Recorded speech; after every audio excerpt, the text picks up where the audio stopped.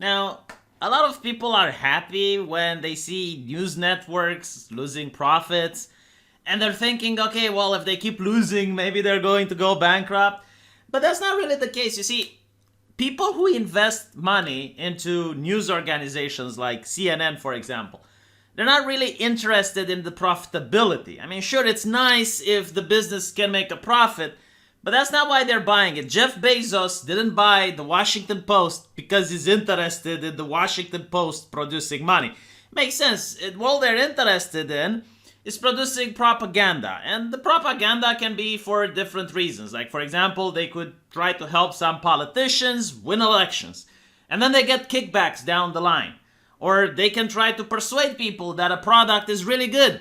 That's why people invest money into news organizations. And despite of what they say, it has absolutely nothing with the truth. The truth doesn't sell in today's day and age. The truth isn't profitable. If you were to actually have a news site where you do talk about the truth, and you do that by just showing reporting, you just show events of what's happening, you just show live streams, you don't comment on it, you don't editorialize, you don't put a spin on it, it's not going to make you money. What makes you money is dividing people, angering people, doing clickbait, showing boobies. That are tried and true methods of making money. So with that in mind, I'm not really surprised on the fact that CNN is losing profits. I mean, it's like, okay, they're going to get through it. And even if they don't, even if they go on the red, they're still going to get investors popping money into them because their main point is doing propaganda. It's what multi-billion-dollar organizations do. Now, about them losing viewers, here's something interesting. If you look at the United States, usually people know that there is a bias when it comes to the mainstream media. So they will know, all right, like this channel is left-wing, this other channel is right-wing.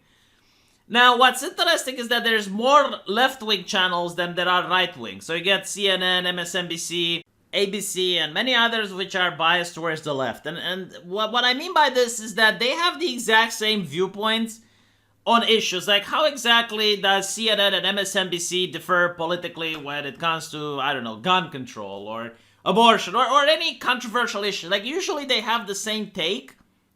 And because of that, the amount of people who are left-wing, they're spread across multiple channels. But if you're a right-winger, you have more limited options. So even if you don't like Fox News, I mean, there are maybe a couple of places where you can go, but overwhelmingly on the cable network, you're stuck to that. So because of this, the left wing, the progressives, they're sharing their audience over many channels, and because of that, they get diluted, while right-wingers are centralized in a couple of channels. So while it may seem that, okay, CNN is losing millions of viewers, you don't know if those millions of viewers aren't going to MSNBC or another left-wing station which has the exact same opinions.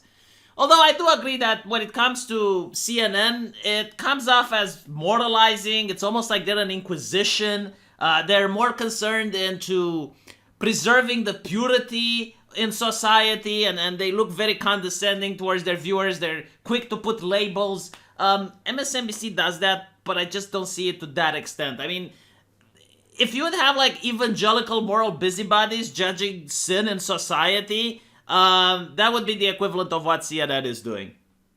But obviously they're doing it with a different ideology in mind.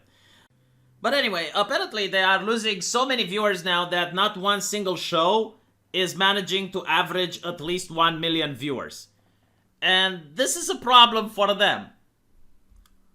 Now, I gotta say, I'm a little bit surprised given the fact that they're also streaming on YouTube and YouTube is shoving them down people's throats, and they're still not managing to average at least 1 million viewers despite all that. And you gotta also take into account there's a lot of airports, there's a lot of bars, there's a lot of shops that have CNN on play. So no one is watching that, but it's still there, right? So those counts as views. And even with all that, they're still not able to manage to get 1 million people to watch their stuff.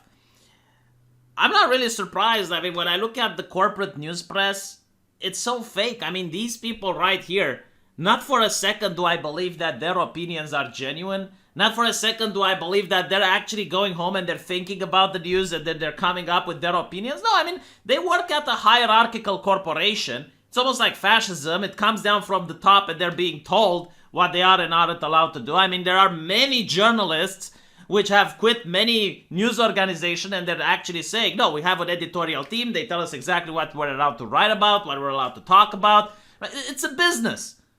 It's a business. It's not like when you go to YouTube and you see some YouTuber over there like myself who get to have almost free reign on what we cover and what we get to say. We still have like the YouTube terms of service, but you guys know what they are. I mean, they're public. You don't know what the terms of service of CNN are. So that is the interesting thing, that despite all of this, they're still not managing to break 1 million views. But it's not surprising, right? Because we live now in an age where people want to interact with each other. People want more genuine folks on the television. At least on YouTube, you have a comment section and you can talk. CNN has disabilities on their website when it comes to comment section. They're disabled.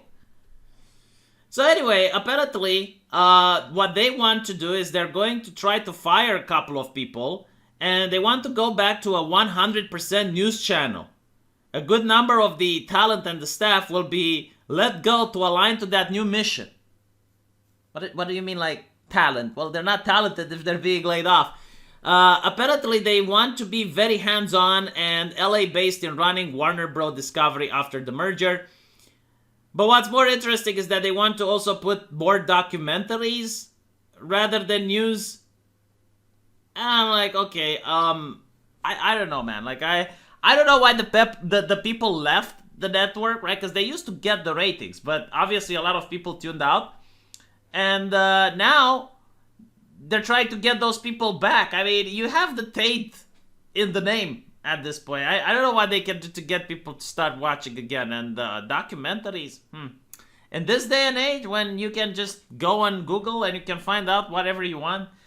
Stick to only news. Yeah, that's not profitable. You're not making money if you just stick with news.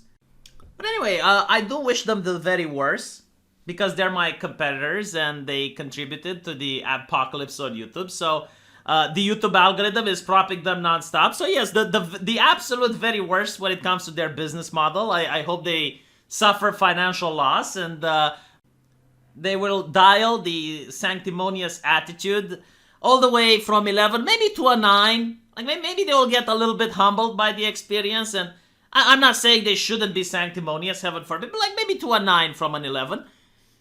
And yeah, well, that's it. I guess we'll see in a year if any of these changes have any effect. Let me know what you guys think, and if you do like my channel, there is a link where you can contribute, and you can buy my cat some cat food. And I'll give you some buyer remorse in exchange. And I'll see you guys in the comment section, because yes, YouTube did disable the dislike button, but the comment section is still open, so we can talk there.